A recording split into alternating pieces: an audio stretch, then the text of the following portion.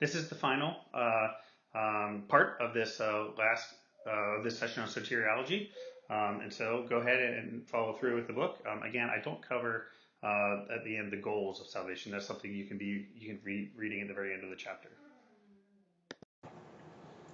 On the one hand, you have the way of faith through grace, and here you have, and then you have the way of devotion, but then now you have the way of action and obligation.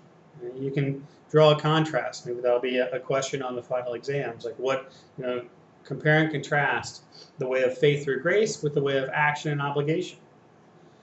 The way of action is the most universal and popular of the paths to salvation because in most religions you need to be doing something, including rituals, rites, and obligatory moral duties. Now, even Luther, you have certain actions. For example, the baptism and the Eucharist, and so there's certain rituals that you need to do. And so it's not like Luther is trying to do away completely with the ritual and with the actions, but focusing, saying that the key to salvation is through the acceptance, is through faith, through grace. So, so if some religions, some other religions focus, put action at the forefront. Other religions put this notion of faith and grace at the forefront. But, the vast majority of religions will include both. Will include both what is called orthodoxy, so like correct belief, orthodoxy, but also orthopraxis, which is correct action. So it's a very practical approach to religion. It is the secular as sacred. It's turning typically secular actions into something greater. Something like going up and eating a piece of bread, which is turning something secular into something greater through this ritual action. So, but it's something that is deemed necessary for people in particular in like Catholicism or other Christian faiths. There's order, discipline. It's a pattern character, conservative and institutional, traditional. And again, it requires not only correct belief, orthodoxy, but correct practice or correct action. So those definition words are important: orthodoxy and orthopraxis.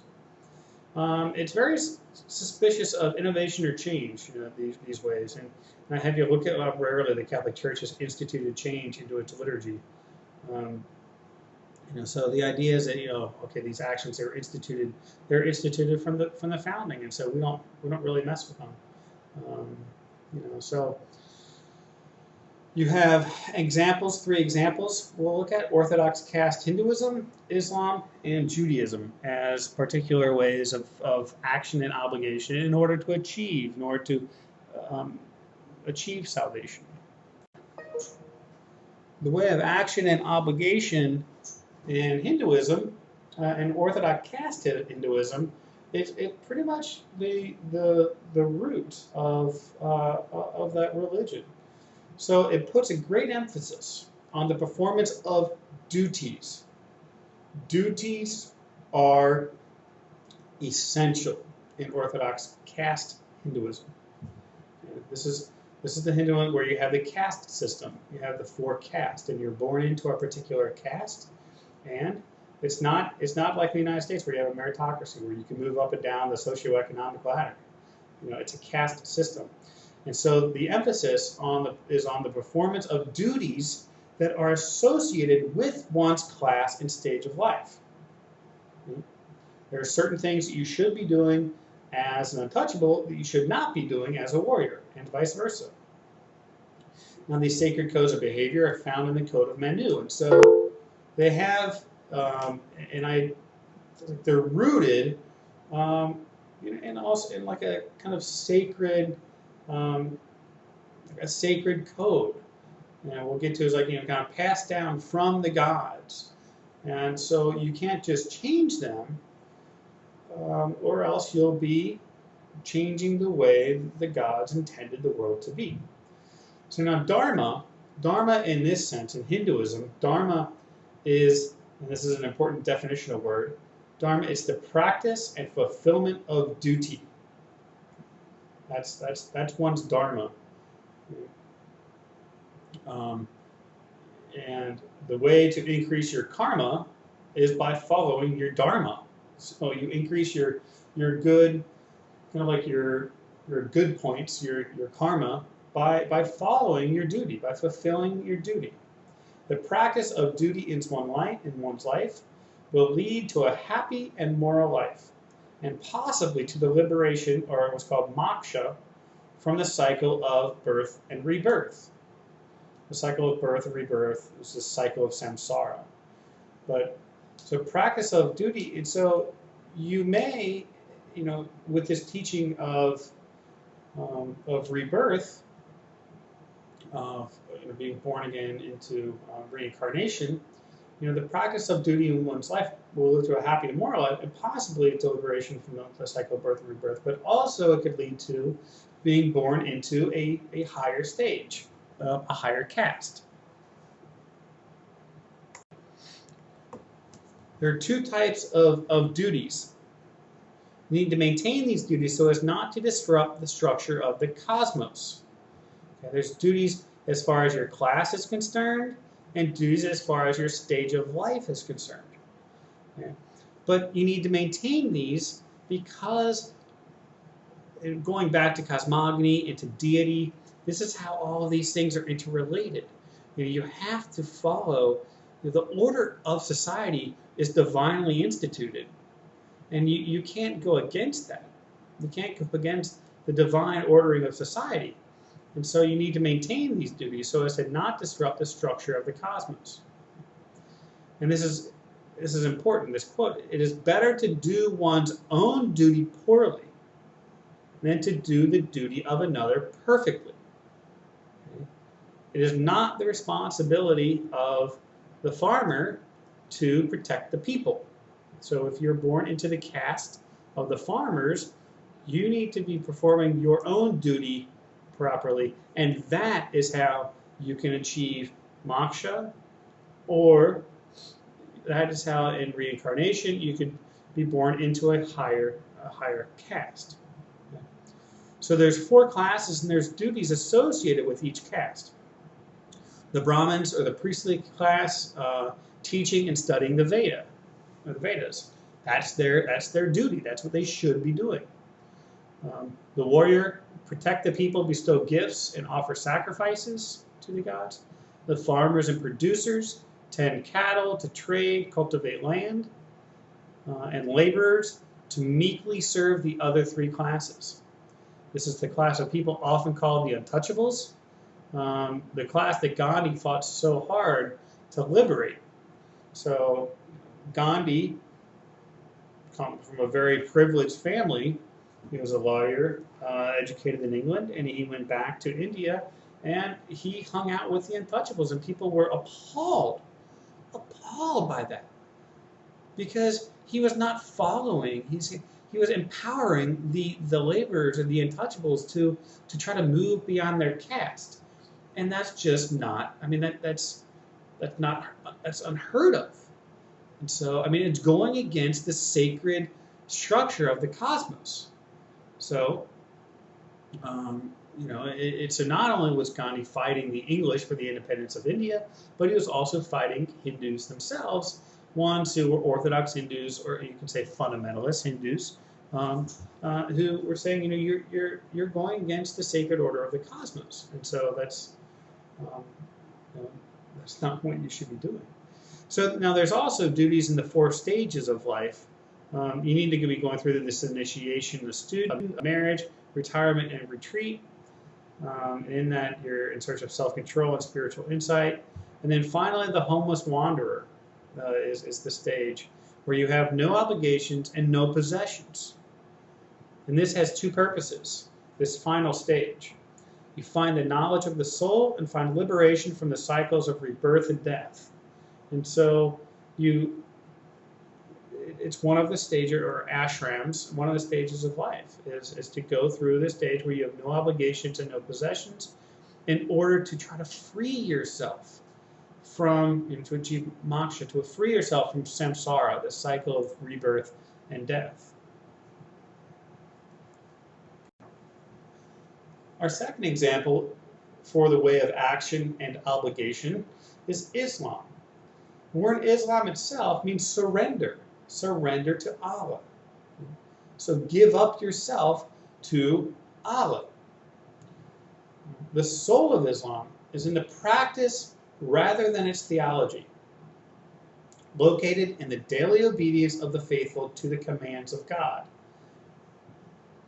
Following the commands of God. The Sharia, another important definition for the final exam, is the term for law, morality, and religion. It covers personal, civic, and political obligations. So an imam thinks to be believed in faith, and Islam thinks to be done or the works. But the Sharia, it's important to note that that is Islamic law. And so maybe that has come up with Iran or with Afghanistan or with the Taliban or in Iraq. It's like when they're trying to impose Sharia, or they might be trying to impose Islamic law on the whole secular or the whole society, the whole political structure. And so that's when it becomes a theocracy. We'll get to talk about secularization, but Sharia is the term for law, morality, and religion. It covers personal, civic, and political obligations in Islam. So simply stated, in Islam, it's based on these actions and obligations are based on the 5 pillars. The 5 pillars found in Islam. These are the things to be done. First, confession. These 5 pillars are important to note, especially for the final exam. Confession. There is no God but God, and Muhammad is the messenger of God. Okay, so that's the confession that is to be said. Said intentionally, thoughtfully, and with full understanding of its truth. Okay? There is no God but God, and Muhammad is the messenger of God. Prayer. Prayer must be done 5 times during the day, while facing Mecca. And we talked about Mecca, as the axis mundi of the Islamic world, the Islamic religion. So it's the center of the Islamic religion. So they face Mecca. The 5 times are arising at midday, in the afternoon, after sunset, and retiring. And then also noon prayer at the mosque on Friday. So you have confession, saying the confession, and prayer, 2 things. Almsgiving is also a requirement of things to be done, part of the orthopraxis of Islam.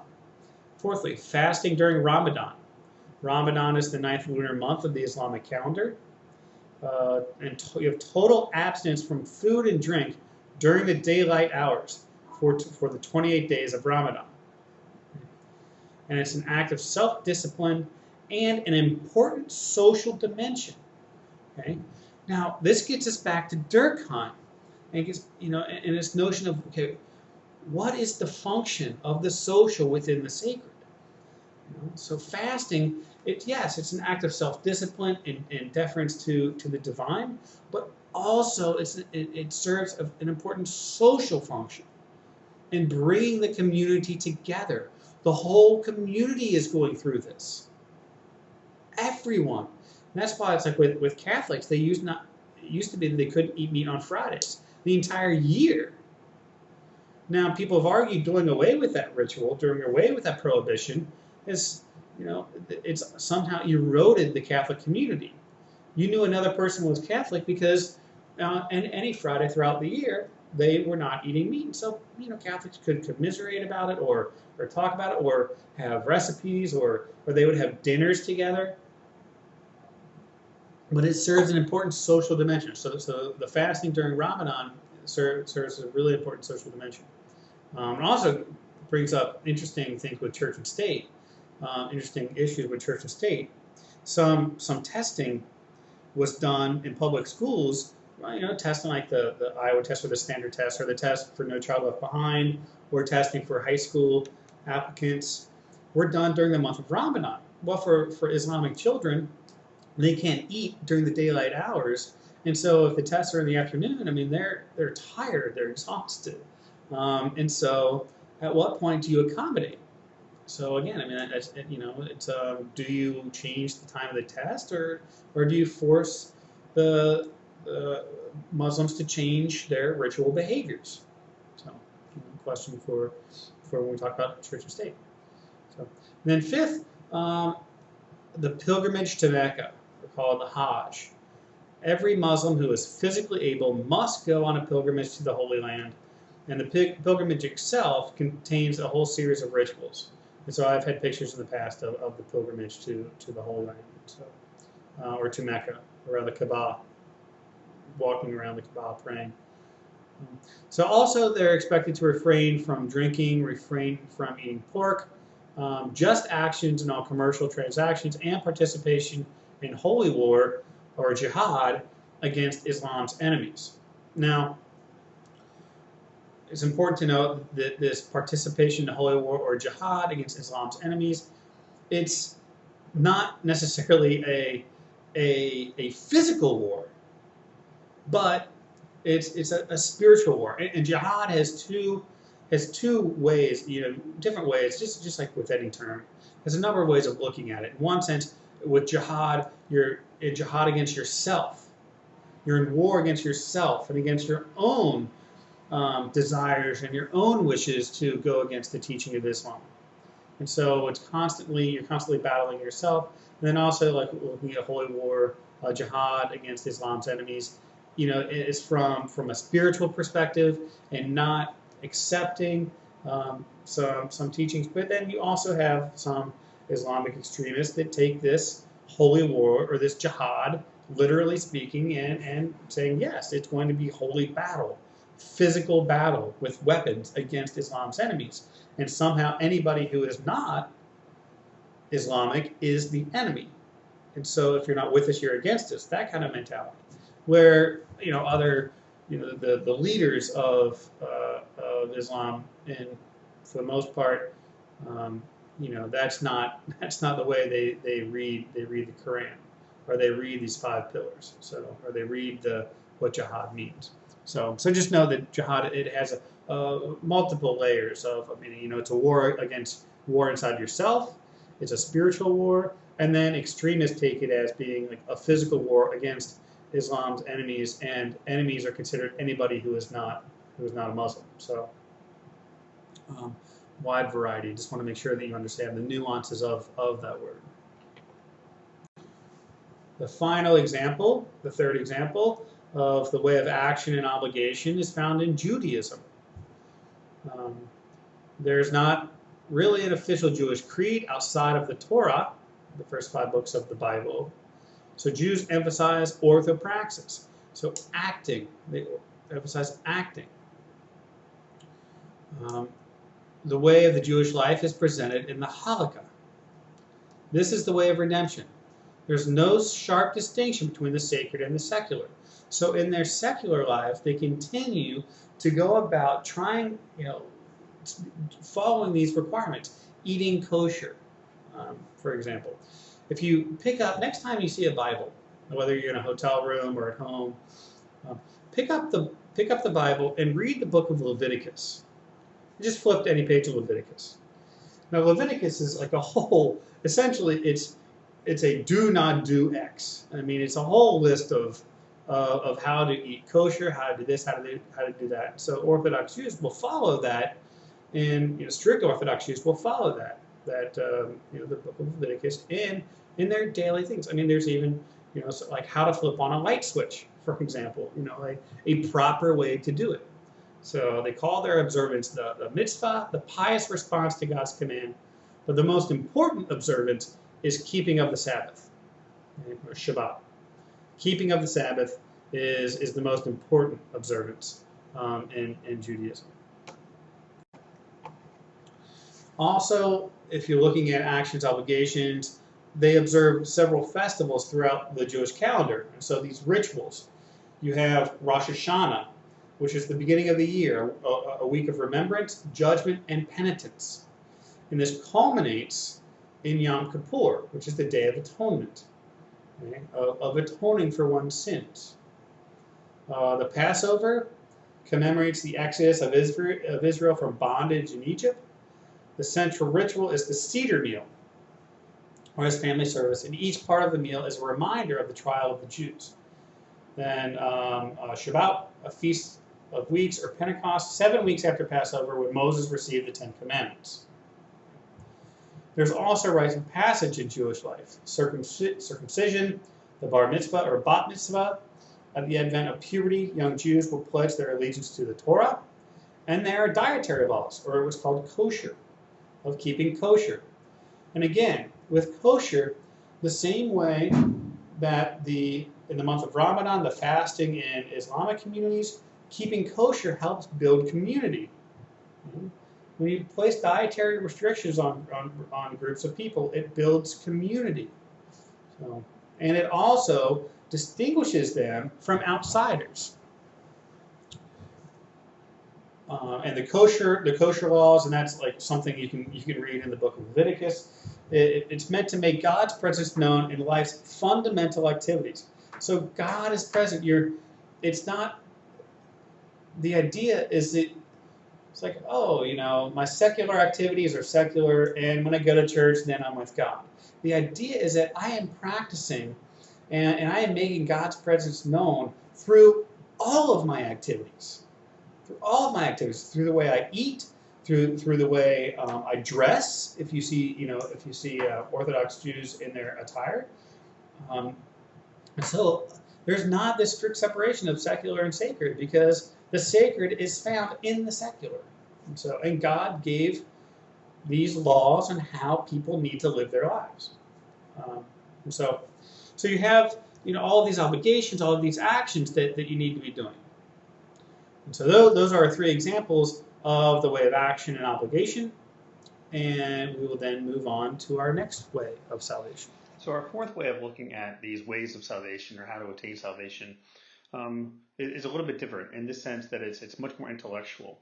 It's a way of meditation and insight. So as opposed to doing some action or having some ritual, or even relying on the divine as the way of grace through faith, the way of faith through grace, it's much more of an intellectual experience. And so we're going to look at in these two examples here, we're going to look at the Patanjali yoga, and you might be familiar with yoga practice. But on this side, we're going to be talking about sort of like the intellectual, mental, spiritual side of yoga rather than the physical aspect.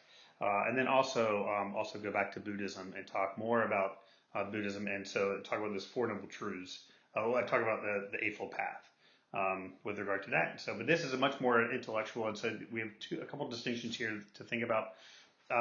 These first 3 paths of salvation we've talked about are exoteric, which is available to all. And then this is a much more of an esoteric, available only to a few select spiritual elites, people who are led by spiritual leaders. And so this is engaging in some really mental practice. And so it's crucial for those who follow this way.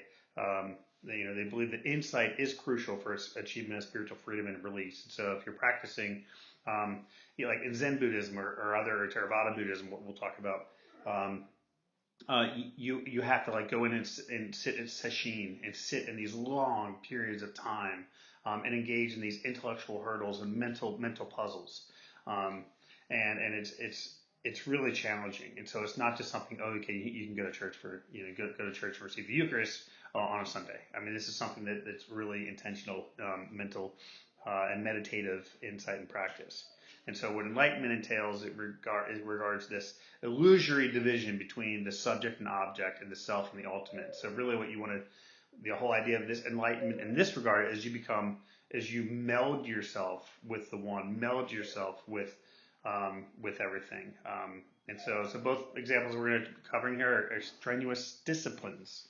They're very strenuous of self-help, but these are not just like reading a self-help book.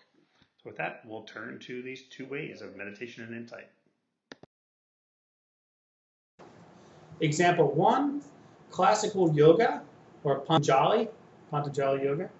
And here's like six classifications, or 6 steps, or 6 theses, I guess, that you would need, that you have to understand in Patanjali. The world is made up of 2 uncreated eternal substances: Prakti, indestructible matter, and the Purusha, infinite number of individual souls. Suffering Okay, what constitutes suffering for Patanjali or classical yoga? Yoga is more than just doing exercises. So I mean that. Let me just say that out front. It's more than just the exercise aspect of yoga. So when you say classic yoga, this is the spiritual dimension, the meditation dimension, and not just doing downward dog. So let me say that out right now. So, but some of those exercises found in yoga are designed anyway, maybe not at your local gym, but are designed as meditative to help you along to receive these insights. So secondly, suffering. Suffering is due to the failure to recognize the difference between the two types of uncreated eternal substances. The soul's emancipation from illusion is achieved through a struggle, through ascetic techniques and meditation. Concentration on a single object. The body must be pure without strain. Breathing must be rhythmical. Asana, the proper posture, such as like the lotus position. Breathing discipline that eliminates respiratory effort. Withdrawal of all senses from external objects. And so this is a process of meditation. And then fourth, this process brings the mind to rest, emptying it of all else. So like a conscious samadhi. The person is not conscious nor unconscious. They are able to achieve a full comprehension of being, a state of super consciousness. In this, one may achieve the release or moksha, the emptying of being that is at the same time the filling of being in union or unity with the one, with all things. So this is just a process of meditation, or a process of positions, a process of postures to help you and to overcome this false notion, false notion of the way we view reality. So we need to recognize the difference between the two types of indestructible matter and the infinite number of individual souls, and become, achieve this through this process, achieve a full comprehension of being, or a state of super consciousness. So now I myself have not necessarily gone through this, and so I've done meditative techniques, the centering prayer and other Buddhist Zen Buddhist techniques, but I have to confess I've never engaged in the Patanjali. I've done yoga, exercise yoga, but I've never done like the meditative aspect of yoga. So, or I know very few people that have, and so the effectiveness of this I'm not sure of. But I mean that's what they teach, and I'm sure it takes great practice to silence your mind. Takes quite a lot of practice, and so if you do try to go into yoga or Buddhist meditation, know that it takes practice. You're not going to pick it up the first time. And finally, we have this way of meditation and insight in Theravada Buddhism. Liberation comes from the cessation of craving. Remember the Four Noble Truths. Okay? Life is suffering. The idea is, the third noble truth is the cessation of craving. And how does one do that? You do that through the fourth noble truth. The fourth noble truth is the Eightfold Path that leads to nirvana.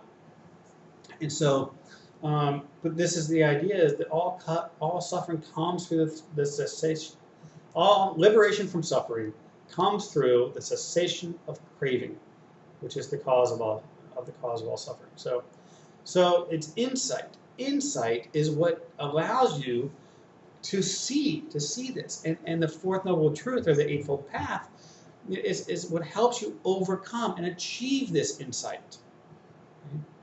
Remember, it takes practice. This is not the way of grace. This is just a free gift given to all, and all you have to do is accept it.